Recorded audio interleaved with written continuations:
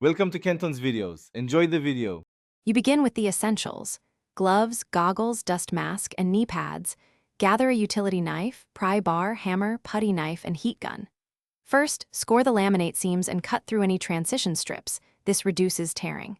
Then, find an edge or seam and use the pry bar to lift the first plank slowly. Apply steady force and work small sections. Once you have a gap, keep prying and remove a whole plank to create a repeatable starting point for the rest. You now focus on the messy middle: softened adhesive and stuck bits. Once you've lifted planks, heat stubborn glue at roughly 300–400 degrees F to soften it, or apply manufacturer-safe adhesive remover. Make sure to ventilate. Then, use a heavy floor scraper, an oscillating multi-tool with a rigid blade, or a 6/8-inch scraper to shave adhesive in 12–18-inch sections.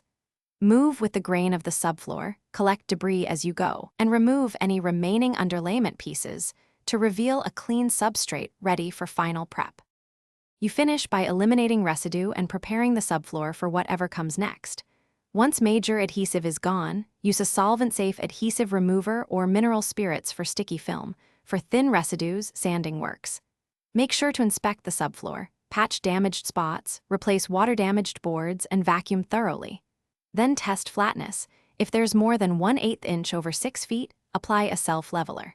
If adhesive won't come loose, try heat plus scraper together. If that still fails, consider mechanical grinding as a last resort. Thanks for watching. Consider subscribing if we helped you.